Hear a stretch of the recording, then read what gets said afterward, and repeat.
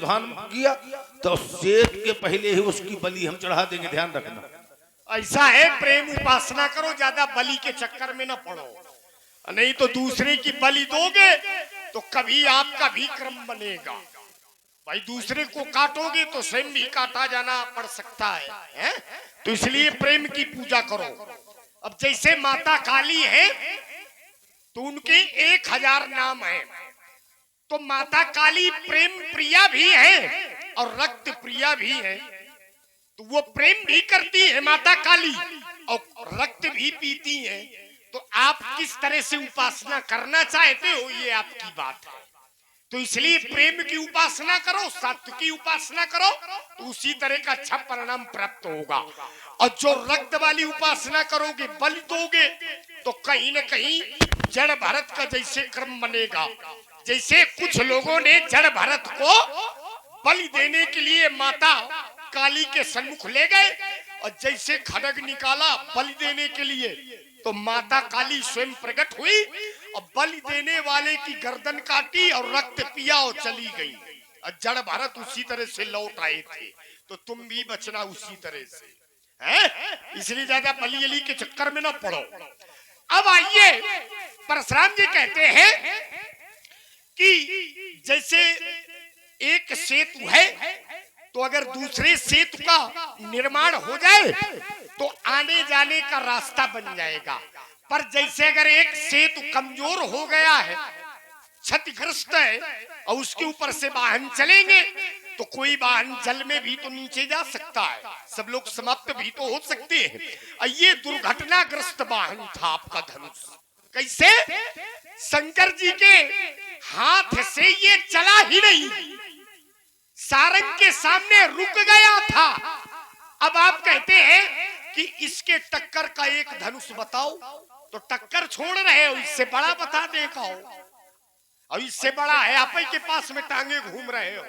हमसे पूछ रहे हैं कि इसके बराबर का कोई धनुष बता देना। ये सारंग लिए हो, सारंग पिनाक से अधिक श्रेष्ठ है, क्योंकि जब विष्णु भगवान और शंकर जी के बीच में शस्त्र परीक्षण हुआ तो विष्णु भगवान के हाथ में सारंग और शंकर जी के हाथ में पिनाक। तो सारंग के आगे ये कहां चला था, रुक गया था। तो बताओ कमजोर छोटा हुआ कि ना हुआ? तो महाराज विचार कर लिया करो, इससे भी अधिक श्रेष्ठ आपके पास में है।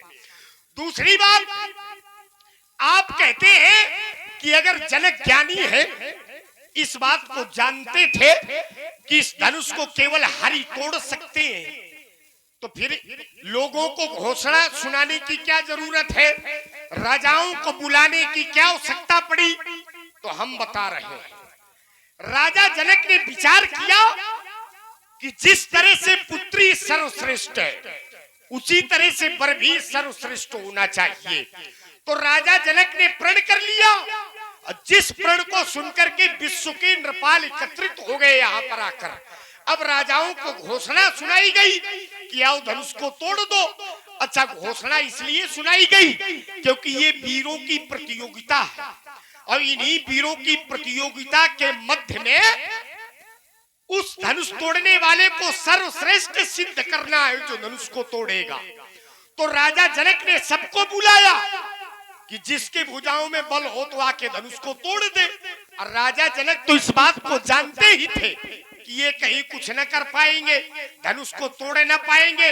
पर राजा जनक के मस्तिष्क में एक बात चल रही थी कि अगर हम इन्हें धनुष तोड़ने के लिए नहीं बुलाएंगे तो राजा इस बात को कह सकते थे कि भैया हमें मौका नहीं मिला, नहीं तो हम ही तोड़ते। तो और राजा है भी ऐसे जो अविवेकी अभिमानी अंधे है। राजा जे अविवेक अंधे अभिमानी, वो धनुष तोड़ने के लिए आए। तो अभिमानी राजा है, अभिमानियों का अभिमान समाप्त हो गया, मगर कार्य जिसके द्वारा जनक जी ने सोचा था उसी के द्वारा पूरा हुआ है। किसके द्वारा सोचा था? जब राम जी को विश्वामित्र जी के पास में देखा तो उस समय कहा कि ब्रह्म जो निगम नेत कही गावा, उभय भेष धर की सुई आवा। जिसको वेदों में नेति नेति कहा गया, वो ब्रह्म क्या राम के रूप में आ गया। तो विश्वामित्र जी कहते हैं वचन तुम्हारा न हो ही अली का, महाराज आपके वचन असत्य हो ही नहीं सकते। तो इसका मतलब राजा जनक वहीं से जान गए। और फिर राजा जनक के यहाँ हम लोग जब आए तो सब मंचन से मंच एक सुंदर विशद विशाल, मुनि समेत दो बंधु वर बैठा रे महिपाल। तो राजा जनक जानते थे कि कार्य इन्हीं के द्वारा बनेगा, इसीलिए ऊंचा मंच अब ब्रह्म की संज्ञा विश्वामित्र जी के आगे दी गई। तो सब जानते थे, मगर ये खेल आए खेल रहे हैं। अगर जानते होते तो फिर राजा जनक के द्वारा इन्हें कहा जाता कुंवर कुमार रहे का करूं। राजा जनक कम जानता है, तुम ज्यादा जानते हो। कुंवर कुमार रहे का करूं, रहो चढ़ाओ तोरो भाई, तिल भर भूम न सके छड़ाई, बोले बचन रोष नुसाने। अगर जानते होते तो सब न कहते राजा जनक। ठीक है, माया बस पर छिन्न जड़ जीव की समान। जो जीव होता है तो उसके माया का प्रवेश होता है, वो ईश की समानता नहीं कर सकता। योगी जब सूर में संयम करता है, नेत्रों को सूर में संयुक्त कर लेता है, सूर को नेत्रों में संयुक्त कर देता है, तब दूरदर्शन नाम की सिद्धि प्राप्त होती है। जब चंद्रमा में संयम करता है, दूर श्रवण नाम की सिद्धि प्राप्त होती है। जब वायु में संयम होता है, अव्याहत गति प्राप्त होती है। तो ऐसा भी राजा जनक को आभास नहीं है। अगर त्रिकालदर्शी होते राजा जनक तो उनके द्वारा ऐसा नहीं कहा जाता।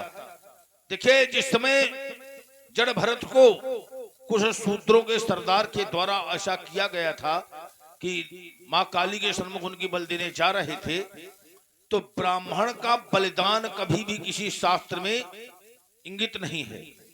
ब्राह्मण का बलिदान नहीं होना चाहिए।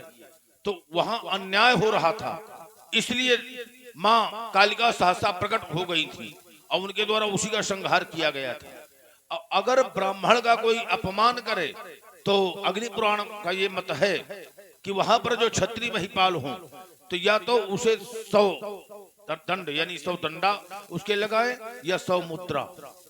यहाँ बोले परसधर ही अपमाने, तो चलिए डंडा से तो काम ना चल पाएगा, तो लेकिन 100 मुद्राओं का ही हम दंड लगा रहे हैं, तो उसमें कम से कम आराम से निपट जाओगे। ये नियम है। चलो हम जीव दे देंगे, क्या करोगे जीव आप? और ईश, तो देखिए ईश सत्ता प्रत्येक जगह व्याप्त होती है। कण में परमात्मा का निवास होता है। राजा जनक ने ऐसा अनुमान किया, लेकिन जब विश्वामित्र जी ने कह दिया ये प्रिय सब ही जहां लगे प्राणी, तो राजा जनक किसी निर्णय में नहीं पहुंच पाए थे। और जब किसी निर्णय में नहीं पहुंच पाए थे तो उसको सिद्धांत नहीं माना जाएगा।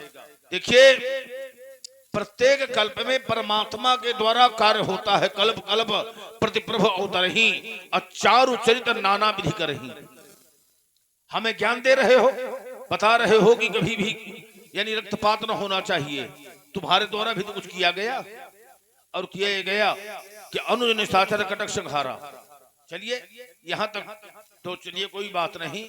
इसके पहले अनुज सखा सगल्ये ही लवाई, बन मर गया नित खेल ही जाई। तो जो जीव हैं अपने प्राण बचाए जंगल में छुपे हैं, उनका रक्तपात करना ये क्या दोष नहीं है, ये पाप नहीं है। लेकिन जब मृग वृद्ध होकर के प्राण त्यागता है तो उसे बड़ी असहाय पीड़ा होती है। तो उस क्षेत्र में रहने वाले क्षत्रियों को धिक्कारता है कि मैं वृद्ध होकर के प्राण त्याग रहा हूं और धिक्कार है तुम लोगों को कि मेरा आखेट नहीं किया। तो इस कारण क्षत्रियों के द्वारा जो है मृगों का आखेट किया जाता रहा है। ये नियमावली रही है। तो नियमावली को सदैव स्वीकार किया गया है। हम उसी विधा में लगे हुए हैं राजकुमार लक्ष्मण। और आज जिसने भगवान शंकर के आयुध का 2 खंडों में विभाजन किया है, हम परीक्षण करेंगे। कसे कनक मणि पारिख पाए, पुरुष पर किए समय सुभाए। सोना को जब कसौटी में कसा जाता है तब प्रमाण पत्र प्राप्त होता है। अब प्रत्येक व्यक्ति के बड़े व्यवहारी होते हैं, कहते हैं तुम चिंता न करना, आवश्यकता पड़ेगी तो हम हैं। और जब आवश्यकता पड़ जाती है तो केवल चिंता भर रह जाती है और हम हैं दिखाई नहीं देते हैं। तो हम कर्मठता की कसौटी में कसेंगे। और पूर्व में भी हमारे द्वारा यही किया गया है, अयम ब्राह्मण अयम छात्रम, मुख में वेद पीठ में तर्कस, दोनों हाथ करूं सर्वर्षण। लेकिन हमारा जो महत्व हुआ है तो अयम ब्राह्मण के बल पर नहीं, अयम छात्रम के बल पर हुआ है। जब हमारे द्वारा संहार शक्ति का अस्त्र लिया गया है तब हमारा महत्व हुआ है, और संहार साधारण नहीं हुआ है। बोले अति ब्याजी नहीं है तो आना चाहिए भी। अब समय हो गया, ठंडी के समय थोड़े है।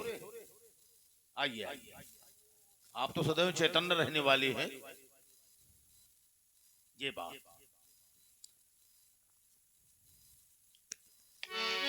बोले अति अति बल मधु कैट भजी मारे, अब महावीर दित सुत संहारे, अजहि बलि बांधी सहस भुज मारा, असुई अवतरऊ हरण मही भारा, तासु विरोध न कीजिए नाथा, अकाल कर्म जीव जाके हाथा।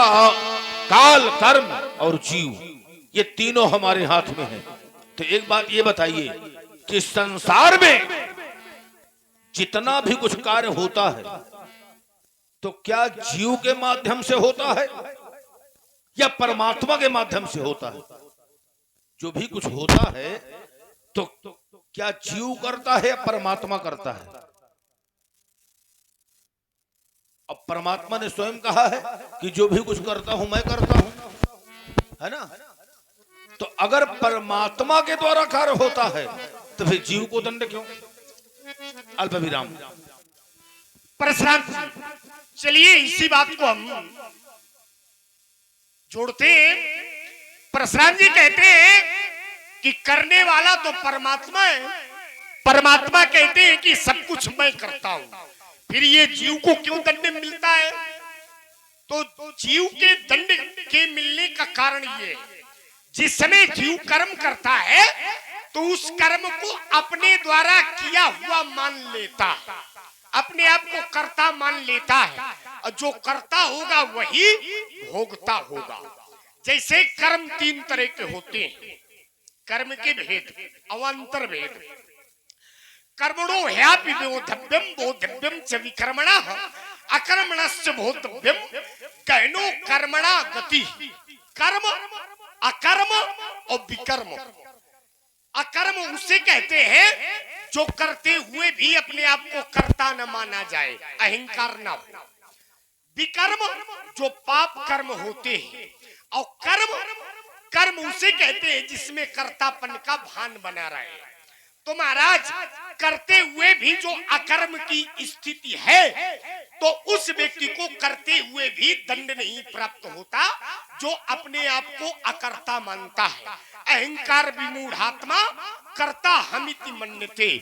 जो अहंकार से विमूढ़ित मनुष्य है वो अपने आप को कर्ता मानता है, पर जो साधु है, महापुरुष है, अहंकार शून्य है, वो अपने आप को कर्ता नहीं मानता।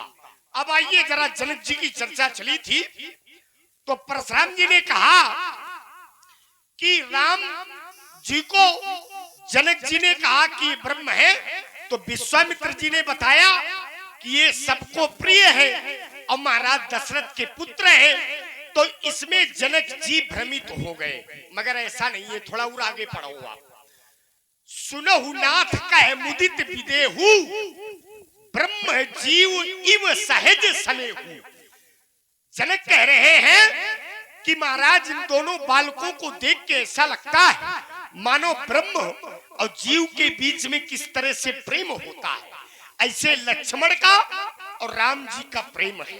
तो महाराज फिर से उसी बात को दर्शा रहे हैं कि ब्रह्म जीव इव सहज सनेहु। तो ये बात प्रमाणित होती है कि जनक जी ने उस बात को मान लिया था कि ये वो हैं जिनकी तलाश में मैं हूं। पहली बात। दूसरी बात, आप कहते हैं कि जिस समय धनुष नहीं टूटा तो उस समय जनक कह रहे थे कि कुंवारी कुंवारी रहे का करूं, अब तो कुंवारी रह जाएगी पुत्री, अब मैं क्या करूं।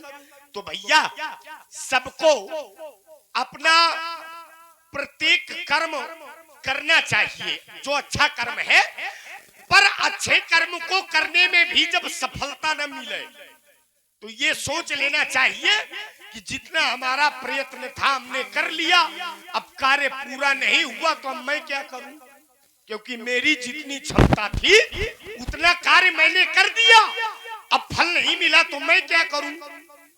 अब परमात्मा समझे और वहीं से परमात्मा ने समझ लिया। कुछ देर के बाद में धनुष का खंडन हो गया।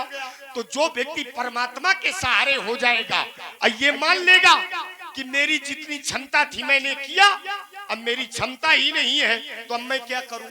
ऐसे राजा जनक है, उन्होंने प्रयत्न किया कि धनुष टूट जाए, अब धनुष नहीं टूटा तो इसमें वो क्या कर सकते हैं, वो स्वयं थोड़ी तोड़ने लगेंगे, तोड़ेंगे तो राजा ही तोड़ेंगे। आइए कर्ता कर्म करण, अगर कर्ता अपने आप को कर्म से न जोड़े, कर्ता न माने, तो वो कर्म के रहस्य में नहीं बन सकता है।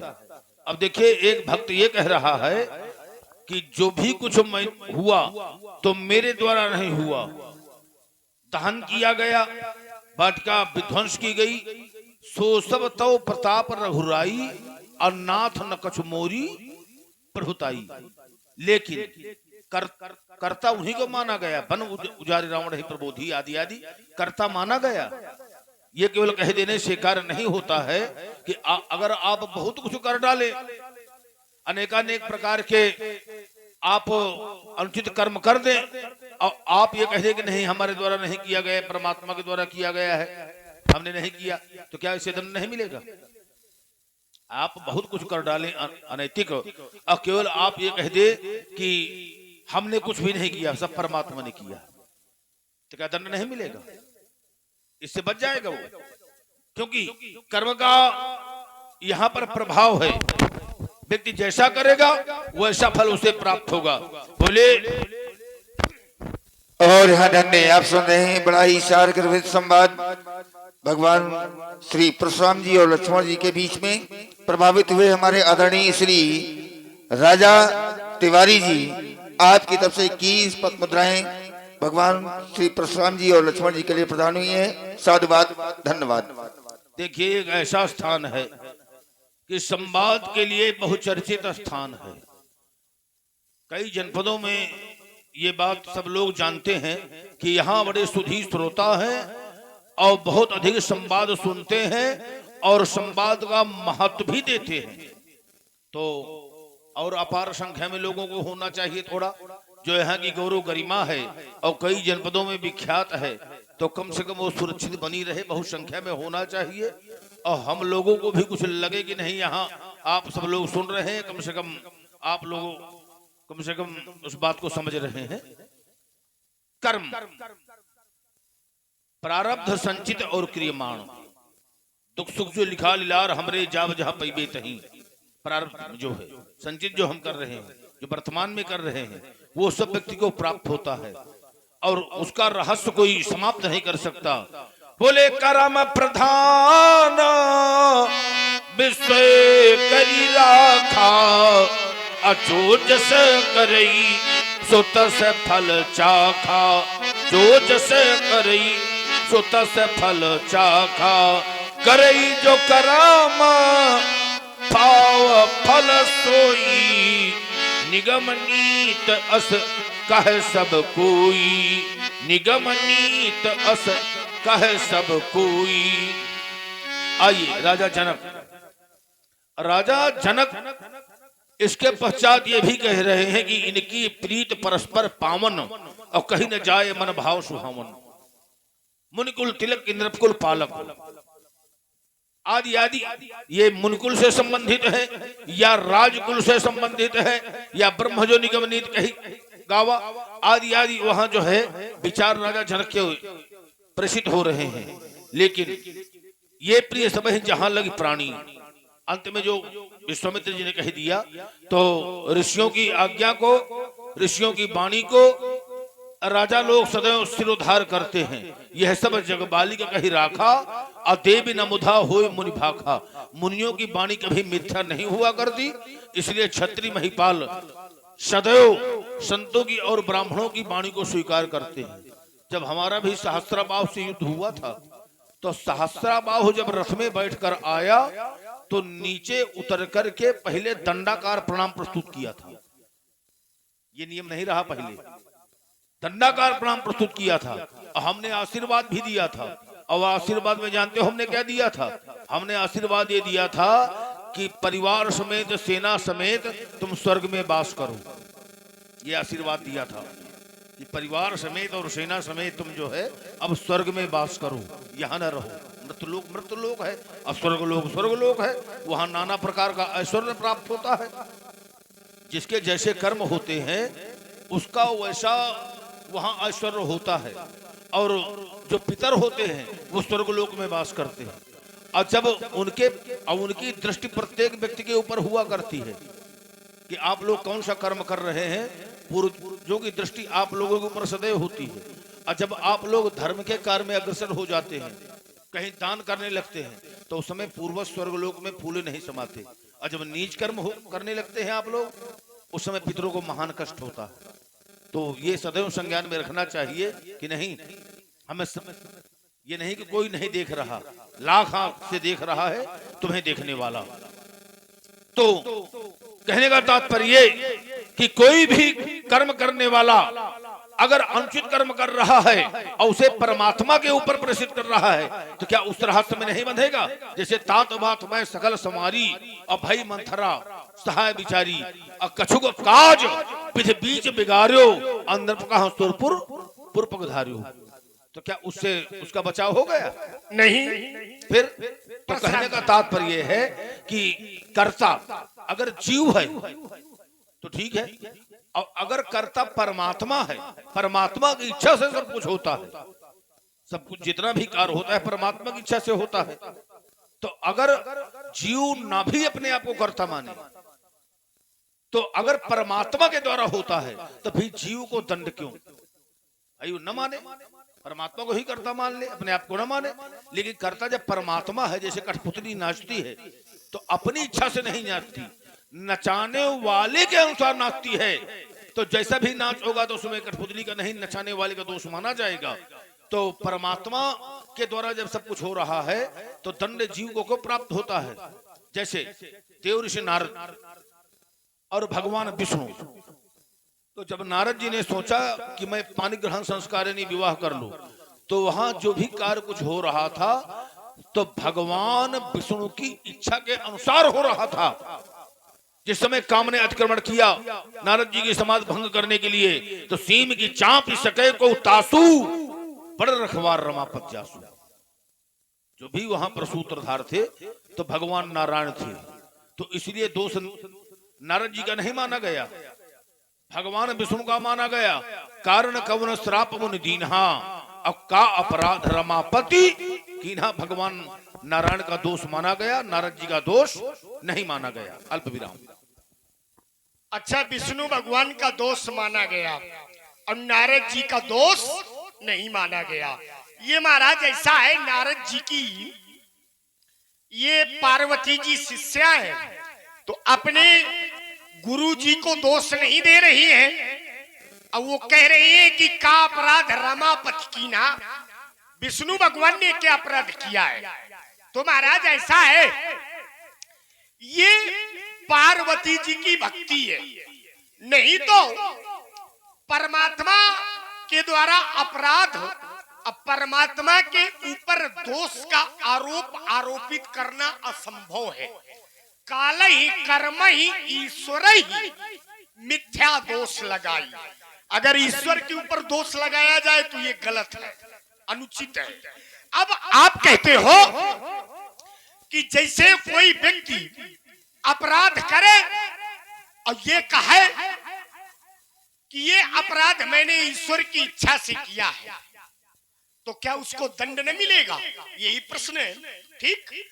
तो पाखंडी व्यक्ति जो होगा वो ये मान के कि हरि की इच्छा से मैंने अपराध किया है, तो वो पाखंड के रूप में इस बात को कह सकता है, पर वास्तव में जो हरि की इच्छा से कार्य करता है वो अपराध कर ही नहीं सकता। जो हरि की इच्छा से कार्य करता है वो अपराध कर ही नहीं सकता। हाँ, कोई पाखंडी हो, पाखंडी का मतलब दिखावा करने वाला ढोंगी, जो ये कहे कि हम हरि की इच्छा से कार्य करते हैं और अपराध करे तो उसको दंड मिलेगा। पर जो वास्तव में हरि की इच्छा से कार्य करता है, उसकी स्वयं की कोई इच्छा नहीं है, केवल हरि की इच्छा से है सब कुछ, महाराज वो कभी अपराध में प्रवृत्त हो ही नहीं सकता। जैसे एक प्रमाण, उमा जे राम चरण रत, तो विगत काम मद क्रोध, निज प्रभु में देखत जगत, तो केहिसन करहि विरोध। वो व्यक्ति कभी विरोध कर ही नहीं सकता। जो ये मानेगा कि सब कुछ राम करने वाले हैं, सब कुछ शिव करने वाले हैं, तो वो कभी अपराध में आ ही नहीं सकता। अगर अपराध में आ गया तो इसका मतलब पाखंडी है, दिखावा करने वाला है। नहीं तो भगवान गलत का आदेश नहीं देते, गलत ये स्वयं जीव कर बैठता है। अब आपने कहा कि सब कुछ करने वाले तो ईश्वर है, बात यथार्थ है, सब कुछ करने वाला ईश्वर है। पर जिस समय यह जीव माया और अहंकार के बस में होकर के अपने आप को कर्ता मान लेता है, वहीं से इसका भोगना चालू हो जाता है। काहू न को सुख दुख कर दाता, निज कृत कर्म भोग सब भ्राता। जो निज कृत कर्म है उनका फल जरूर भोगना पड़ता है। तो महाराज जब निजकृत कर्म नहीं है तो फिर फल काहे का? जब कोई निजकृत कर्म नहीं है, जैसे हम कोई कर्म करते हैं और ये माने कि राम कर रहे हैं और हमारी स्वयं की कोई इच्छा ना हो, तो हम अपराधी हो ही नहीं सकते, हम अपराध की ओर जा ही नहीं सकते। अगर अपराध की ओर गए तो फिर इसमें हमारा अभिमान और कर्म हमारे दोषी। दोषी भगवान नहीं है, भगवान को कोई दोष नहीं लगा सकता है। अब आइए एक बात और, हमने कहा कि जिस समय जनक जी ने राम जी को देखा तो ये समझ लिया कि ये परमात्मा है, क्योंकि जनक जी के लिए संकेत आता है, बंदो परिजन सहित विदेहु, अजाहि राम पद गूढ़ सनेहु। जनक जी का रहस्य से युक्त प्रेम है। जनक दिखावा नहीं करते, जनक का प्रेम हृदय से। तो जनक जी हृदय से प्रेम करते हैं और हृदय से जानते हैं। तो जब जानते हैं तो फिर वो परमात्मा है, क्योंकि जनक की जानकारी में कोई गड़बड़ी नहीं हो सकती। राजा जनक योगी है और योगियों में सर्वश्रेष्ठ योगी है। जो ऋषि मुनि महात्मा समाधि की स्थिति में आत्म तत्व अथवा कहते कि जो ईश्वर हृदय में बैठे हैं, उन ईश्वर के चरणों में ध्यान बड़े बड़े ऋषि मुनि महात्मा नहीं लगा पाते। उस तरह का ध्यान राजा जनक कुछ ही क्षणों में अपने परमात्मा के चरणों में स्थित कर देते हैं। तो इसका मतलब जनक ज्यादा बड़े योगी हैं। जनक से बड़ा योगी कौन? तो महाराज हमारे कहने का मतलब यह है कि जो योगी है तो योगी की दृष्टि केवल योगेश्वर में होगी। योगेश्वर कौन है? तो वो है परमात्मा। तो जनक की दृष्टि परमात्मा में है, जनक को कभी कोई फल न मिलेगा। चलिए, जनक लह्यो सुख सोच बिहाई, अब पैरत थके थाह जन पाई। सोच समाप्त हुआ। अब देखिए, जाते होए चरण रति, शोक मोह भ्रम जाए, है ना। कहो ज्ञान विराग रुमाया, कहो सुभगत करो जो हिदाया, है ना। ईश्वर जीव भेद को सकल कहो समझाए, जाते हो चरण रति, शोक मोह भ्रम जाए। तो अब देखिए, शोक तभी होगा जब आपके मन में अज्ञान होगा। अब अगर केवल ज्ञान का ही अनवरत तैलवत धारा के समान प्रवाह है, तो वहां सोच नहीं हो सकता। जिस प्रकार से राजा बल के यहाँ नर्मदा से उत्तर भ्रुकट क्षेत्र में जब यज्ञ कर रहे थे, भगवान वामन गए और राजा बल से 3 पग जा रहे हैं। आप लोग भी ये न करिए, बैठिए थोड़ा। और ये 101 पद मुद्राएं गुप्त दान दोनों ही विद्वान कलाकारों के लिए प्रदान हुआ है। साधुवाद, धन्यवाद। ये बात, ये कम से कम जो दूर संचार लगा हुआ है, तो इसके माध्यम से अनेकानेक जनपद में, प्रदेश में और अनेकानेक देशों में कम से कम लोग सुनेंगे कि नहीं, हाँ, वहां जिस प्रकार की गौरव गरिमा है वो सुरक्षित है, कम से कम लगे हमें। तो राजा बलि 3 पग पृथ्वी दान देने का संकल्प ले लिया। शुक्राचार्य जी ने मना किया, और शुक्राचार्य जी ने उस समय यह भी कहा था कि कुछ स्थान ऐसे होते हैं, 5 स्थान, जहां झूठ बोलने से पाप नहीं लगता। गौ ब्राह्मण की अगर हिंसा हो रही हो, वहां झूठ बोल दिया जाए, पाप नहीं लगता है। अपनी जीविका के लिए झूठ बोलने से पाप नहीं लगता है। और जहां पर किसी कन्या का विवाह होता हो, अब वहां पर अगर आप झूठ भी बोल दें तो आपको पाप नहीं लगेगा। बालकों को खिलाने में, नारियों से हास्य परिहास में, यहाँ पर झूठ बोलने से पाप नहीं होता है। लेकिन राजा बल ने कहा, एक तो भगवान दूसरे ब्राह्मण के रूप में अगर मेरे यहाँ आए हैं, मैं नहीं दूंगा, तब भी मेरा सब कुछ ले लेंगे, मेरा नाम सदैव कलंकित बना रहेगा। और राजा बल ने गुरु आज्ञा को शिरोधार नहीं किया था, और हुआ ये कि बलि बांधत प्रभु बाढ़ो सो तनु बरन न जाए। तो 2 ही पग में संपूर्ण विश्व को नाप लिया। भगवान ने कहा, तीसरा पैर कहां रखूं? तो राजा बल ने कहा, तीसरा पैर आप मेरे ऊपर रखो। तत्काल गरुण ने उन्हें नागपाश में बांध लिया था। नागपाश में बंधे थे। उस समय प्रहलाद जी का आगमन हुआ, लेकिन सब कुछ उनका चला गया। जो स्वर्ग में अधिकार प्राप्त कर लिया था, सारे संसार में अधिकार प्राप्त कर लिया था, तो लक्ष्मी से च्युत हो गए थे। लेकिन राजा बल के हृदय में तनिक भी कोई सोच नहीं था कि आज मैं बांध लिया गया, मैं अधीन हो गया, मेरी सारी संपत्ति चली गई। कोई शोक नहीं हुआ। क्यों? तनती तने धाम धन धरनी, असक्त संघ कहूत्र संबरनी। चाहे तन हो, इन स्थानों में व्यक्ति का बड़ा लगाव होता है। शरीर से लगाव होता है, तन तीय नारी से लगाव होता है, तने पुत्र से लगाव होता है, धाम यानी घर से लगाव होता है, धन से लगाव होता है, और पृथ्वी से लगाव होता है ना। जैसे आपका खेत है और थोड़ा सा भी किसी ने दूसरी ओर से ज्यादा जोत लिया, तुरंत विवाद होकर कह रहे तुम्हारा वहां से था, तुम यहाँ कैसे घुस आए। तो इन स्थानों से व्यक्तियों का बहुत बड़ा लगाव होता है। लेकिन जो सत्ववान पुरुष होते हैं, तो उनके लिए तिनके के समान होते हैं। तो सोच बिहाई, सोच समाप्त हुआ। तो अगर इतना बड़ा ज्ञान है, तो वहां भी सोच का प्रादुर्भाव क्यों हो गया राजकुमार? तो इसलिए हमें ना समझाओ। आइए, जो भी कुछ कार्य होता है संसार में, तो 5 हेतु होते हैं उसमें। अधिष्ठानम तथा कर्ता, कारणम चा पृथक बधम, विविधात पृथक चेष्टा, दैव चैवात पंचमम। अधिष्ठान यानी जिसके आश्रित आप कर्म करते हैं। कर्ता, कारण यानी नाना प्रकार के उपकरण होते हैं। चेष्टा और दैव, 5वां हेतु दैव चैवात्र पंचमम, 5वां हेतु दैव का होता है। तो इन 5 के आश्रित होकर के व्यक्ति कर्म करता है। अब बता रहे हो कि परमात्मा के द्वारा अनुचित नहीं करवाया जा सकता है, जो भी होगा अच्छे होगा। अब देखिए, जब नारद जी ने श्राप दिया, 3 श्राप भगवान विष्णु को, और वैसे नारद जी विवाह करना चाहते थे, तब विवाह मैं चाहूं कि ना। अब विवाह किससे करना चाहते थे? विश्व मोहिनी से। अब विश्व मोहिनी कौन थी? वो परमात्मा की माया थी। सो हरि माया सब गुण खानी, उनकी पत्नी। और नारद जी भगवान के भक्त हैं, और भक्त पुत्र के बराबर होता है, और उनकी पत्नी माँ के समान होती है। लेकिन नारद जी शिशु भक्त हैं। तो जैसे बालक बहुत छोटा होता है और उससे पूछा जाता है कि विवाह करोगे? हाँ करूंगा। किसके साथ करोगे? अम्मा के साथ करूंगा, है ना, क्योंकि अज्ञान दशा होती है, तो सब लोग बहुत प्रसन्न हुआ करते हैं।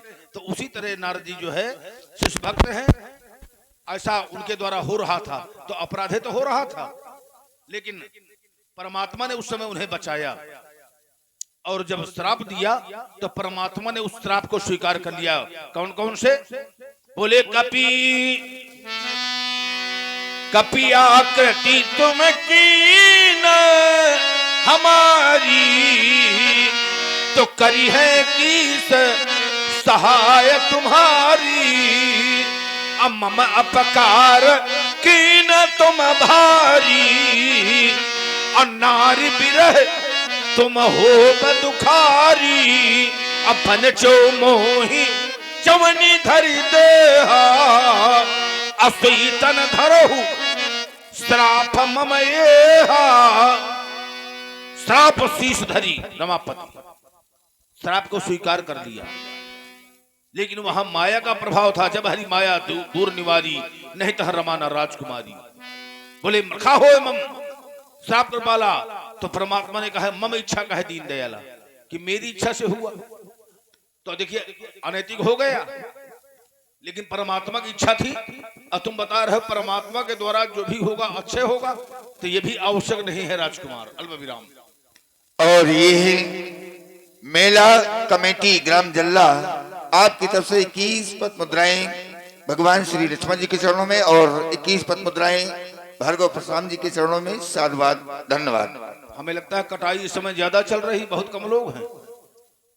तो क्या पूरा गांव चला गया क्या काटने के लिए? कम से कम इतनी देर बहुत लोगों को रहना चाहिए। और पूर्व में जो है बड़ी अपार भीड़ हुआ करती थी।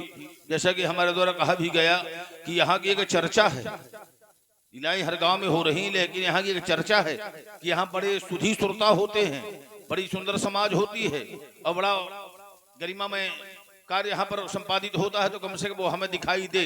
जो लोग सुन रहे हो हमारी आवाज को, तो कम से कम यहाँ आए। दूरभाष के माध्यम से भी जो भी आप लोग यहाँ बैठे हैं, जो भी आपका नाम उच्चारण किया जाएगा, तो कम से कम पता नहीं कहाँ कहाँ तक लोग सुनेंगे। उसका एक बाद में संदेश जाया करता है। कार्य तो हो जाता है, लेकिन बाद में उसका एक संदेश जाता है बहुत जनपदों में कि नहीं इस प्रकार से वहां हुआ। तो हमें लगे, और बहुत समय तक पता नहीं, दृश्य तो एक बार होगा, लेकिन उस दृश्य को पता नहीं कहां कहां तक और कितने लोग देखेंगे। चलिए परशुराम जी महाराज, आपने बारंबार एक बात को कहा है कि राजा जनक तो योगी हैं, फिर योगी के जीवन में सोच जनक लहेउ सुख सोच बिहाई। जिस समय धनुष टूटा तो जनक जी ने सोच का त्याग कर दिया और सुख की प्राप्ति की। तो परशुराम जी महाराज, जनक जी का जो योग है, जनक जी का जो ज्ञान है, वो सबकी समझ में आने वाला नहीं है। वो इसलिए क्योंकि राजा जनक योग में तो परमात्मा का दर्शन करते ही है, साथ में भोग में भी परमात्मा का दर्शन करते हैं। अब बड़ी विचित्र बात है भाई, परशुराम जी है योगी, तो ये नारी से परिचित तो है नहीं, तो ये नारी से अलग हट करके योग करना जानते हैं। पर राजा जनक तो गृहस्थ में फिर भी योगी है। तो एक बार नारद जी जनक जी के यहाँ आए और उन्होंने कहा कि जनक, आप किस तरह से योग साधना गृहस्थ में रह करके करते हैं? उन्होंने कहा महाराज, आपको परिचित करा दिया जाएगा। आप एक स्थान में रुकिए। एक एकांत के स्थान में उनको रुकाया गया। राजा जनक ने एक महिला को रात्र के समय में नारद जी के यहाँ भेज दिया। तो नारद जी दीवाल की ओर मुंह करते करते हरी हरी हरी हरी हरी रात भर करते रहे। सुबह जनक आए। जनक ने पूछा, कहिए महाराज कैसे? उन्होंने कहा कि वो रात्र में वो महिला को भेज दिया था, तो दीवाल की ओर मुंह किए हरी हरी करते हैं। और आप महाराज किस तरह से साधना करते हो?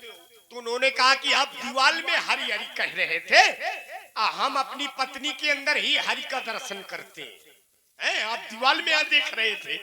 तो राजा जनक की साधना बड़ी विचित्र है। चौपाई आती है, योग भोग मह राखे कोई, राम बिलोकत प्रगटे सोई। तो योग में भी भगवान और भोग में भी भगवान, उनका ध्यान केवल जो है ईश्वर और ईश्वर के चरणों में स्थित रहता है। इसके अलावा और ध्यान कहीं है ही नहीं। है तो परिवार के साथ में, मगर ध्यान आत्मा में और ईश्वर में और ईश्वर के चरणों में स्थित रहता है। महाराज एक बात बताइए, जब संकासा नगरी का राजा सुधनवा यहाँ आया और उसने कहा भगवान शंकर का धनुष और सीता हमें चाहिए, तो सुधनवा से राजा जनक का युद्ध हुआ और हुआ यह कि सुधनवा राजा जनक के द्वारा मारा गया और संकासा नगरी का राजा जनक ने अपने भाई कुशध्वज को बना दिया। तो अगर सब में परमात्मा का दर्शन हो रहा है राजा जनक को, तो फिर उसका वध क्यों किया? देखिए, संधि, विग्रह, यान, आसन, तुरधि भाव और आश्रय, ये 6 गुण होते हैं राजा के। साम, दाम और दंड विभेदा अंदरपुर बसाई नाथ कहे वेदा। साधु सुजान सुशील नृपाला और ईश अंश भव परम कृपाला। यानी सर्व वेदमयो विप्रह सर्व देव मया नृपः। ब्राह्मण का शरीर सर्व वेदमय होता है और क्षत्रिय का शरीर जो है सर्व देवमय होता है।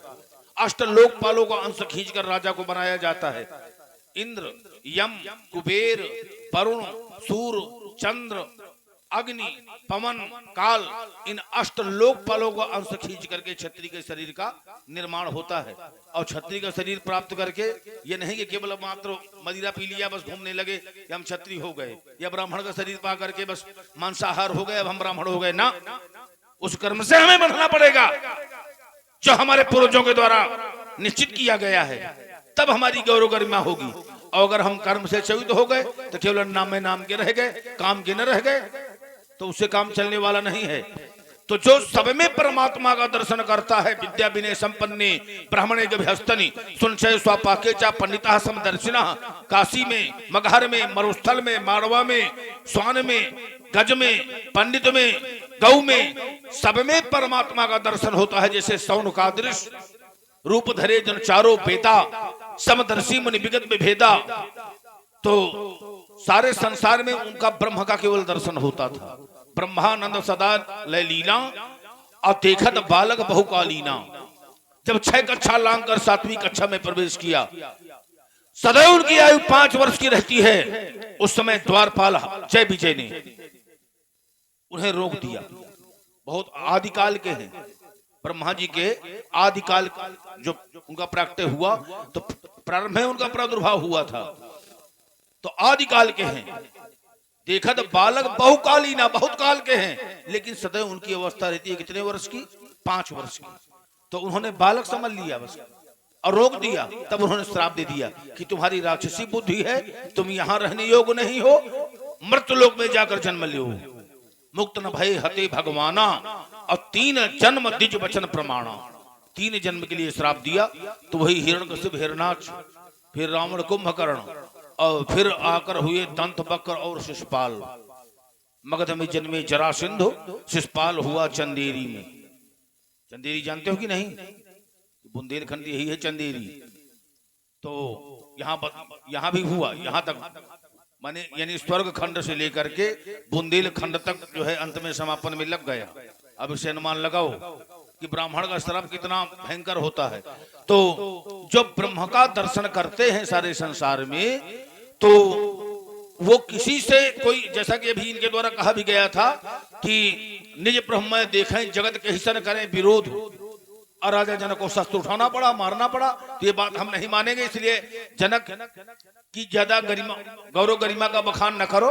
हमें लगता है अभी तो केवल मात्र प्रतिज्ञा पूरी हुई है, तो केवल एक होगा। और हमें लगता है तुम भी कहीं ना कहीं ये सोच रहे होगे कि कहीं एक के साथ में हम लोग भी निपट लें। तो ये सब उसमें न रहना, जनक की ज्यादा प्रशंसा न करो और किसी की प्रशंसा करना भी ना चाहिए।